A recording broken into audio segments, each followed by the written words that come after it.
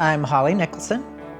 I have a coaching practice where I take care of military, first responders, anybody that's got a high profile, high performance type position where they work with pressure all the time. So I like to help them to be as mentally, physically, and spiritually strong as possible. I've been here in Las Vegas for about 45 years now, quite a long time, dating myself. But I was a 20-year career firefighter with Clark County Fire Department, firefighter paramedic, and I absolutely adored my career. And although there was tough things about the job that created issues, my healing process through all of that is really what led me into my current career field.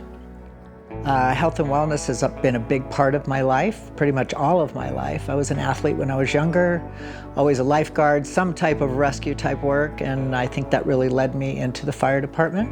I was a 20-year professional bodybuilder, and I think that really helped me a lot as far as staying fit and capable of doing the job. And I also think it probably helped me have everybody I was working with, they were comfortable with the fact that I was there and I could do the job. Being in the rescue service, you see things that the common person should not and doesn't ever have to see. There are things that you come across through the daily trauma and job that you're doing that might touch you morally, might disturb your moral fiber and your concepts of what's right and wrong. And it's very difficult, but it will come back. You know, you can get stretched to a point where it's not comfortable for you anymore. I think my ability to and need to tune into my spirituality and the mental and psychological aspects of the toll from the job and the ability to heal or work around it, all that came as the years added up on my career. The closer I got to my retirement age, which happened sooner than I was hoping it would because I had an injury and they fused my neck at 3 levels. So I recovered from the surgery, got back to work as soon as I could, but was told that eventually I would probably have to have another surgery because those levels will compress. I was hoping to go 25 years, and then at 20 years, I started having signs and symptoms again from my compression in my neck. So I needed to make a choice.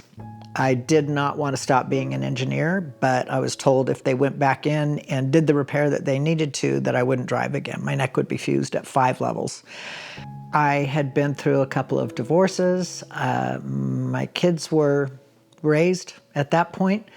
My life was really making a turn as far as my purpose as a mother and my purpose as a firefighter. When you're faced with those kind of changes, and then as I transitioned out of the fire service, I was alone. My kids were raised and out of the house.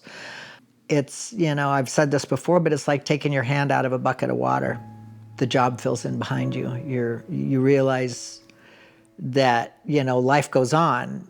Your identity gets lost. You're not the firefighter anymore. You're not the bodybuilder anymore.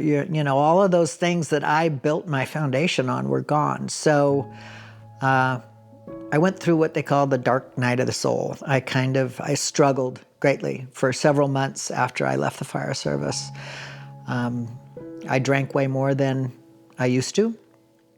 I laid around on my butt and did nothing and felt sorry for myself and tried to figure out what I was going to do next, how I was going to do it. And I kind of lost my drive for life. I didn't know what I was looking for anymore. I just put one foot in front of the other. I was asked to teach at the community college in emergency medicine, so that was nice. It kind of kept me going, along the lines that I'd been in. And I greatly enjoyed it. And then I was asked to come into a longevity practice here in town, which was very much in my wheelhouse and something I was always very interested in was, nutrition and longevity. So I went in there and I set up a nutrition practice, all the while still not addressing my depression and still not addressing this big hole in my life. I had to find a way through it. So I got into therapy, didn't get a lot of relief from that. But it was when I went in and had my hip replaced, which the job is very hard on your hips and knees and shoulders as well. And it was after that hip replacement that I was told I could no longer lift heavy weights. So now that was taken away from me. I got into yoga. And as typical for my personality, I went, hell or high water with it. I went to, I think it was 2 months after my hip replacement, I went and did a 9-day yoga retreat in Costa Rica. Just jumped into it wholeheartedly. And it's hard. Yoga is way more than most people give it credit for. So that was a big part of, I think was really a big part of my healing beginning. Was tapping into my mind. The universe said, no more motorcycles, no more bodybuilding, no more this. You're gonna tap in and you're gonna sit with this and you're gonna figure it out. So I listened, and then I learned to meditate, which was, part of my yoga practice. I had some excellent teachers along the way, and learning to meditate, I started realizing that, wow, there's a whole world out there and in here that I had never really gotten a grasp on. Then I became a breathwork coach, another layer to my healing, which was fabulous. I got as far into all of it as I could. I became a meditation coach, I became a breathwork coach. I kept feeling called to heal. I had more work to do. I worked with an anesthesiologist and a psychologist here in town, and I did ketamine therapy, which was the first time that I think I was able to let go of control of my mind. It was very effective, but eventually I just felt like it wasn't enough. So that kind of led me down a path of seeking out other means of medicine, but I wanted to do it in a more holistic, natural process. So back to Costa Rica I went, and I got introduced to a couple of shamans there that were incredible humans, just incredible people.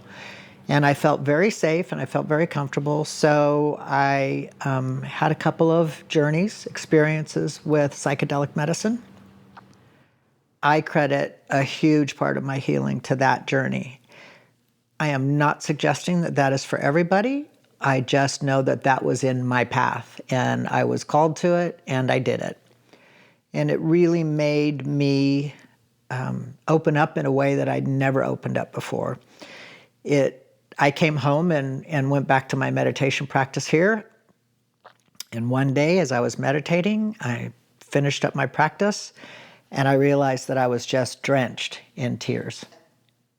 My meditation then turned into my ability to communicate with my Creator. And I would talk to God, and I would have these beautiful conversations, and I would just, ask, what's my next step? Always started with gratitude, then moved into, where can I serve today? Who can I help? What can I do? And I always end with gratitude, and it felt so right to me and felt so good to me, and my healing just blossomed.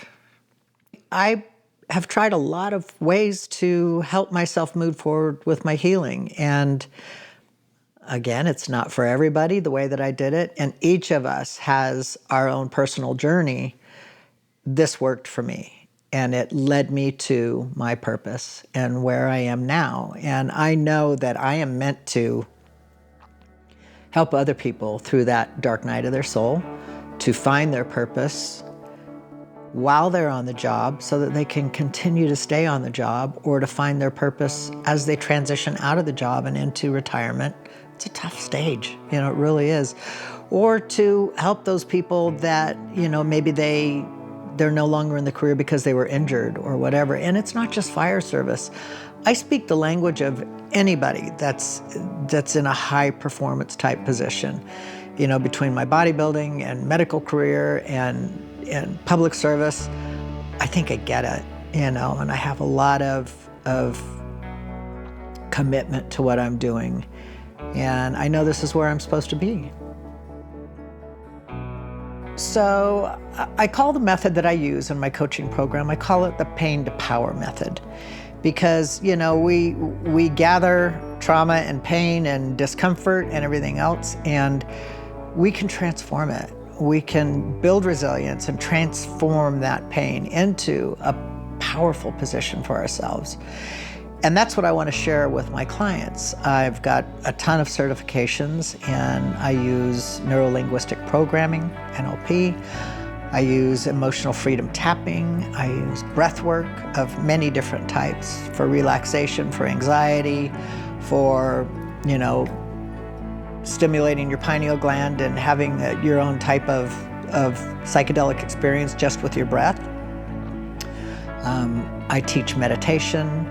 I ask that my clients journal on a regular basis. There are a multitude of tactical tools, and that's what I call them, tactical tools, that I can offer them and to help them move forward without just wandering where do I go now and what do I do, or jumping into the habits that kept them away from focusing on their healing.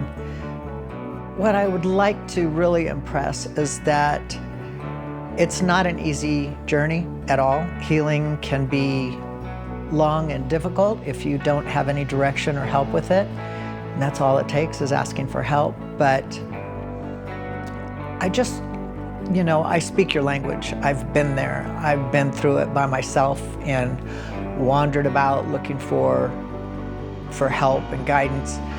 And I just want you to know that all you have to do is reach out for help. There is so much help out there, and I'm here for you.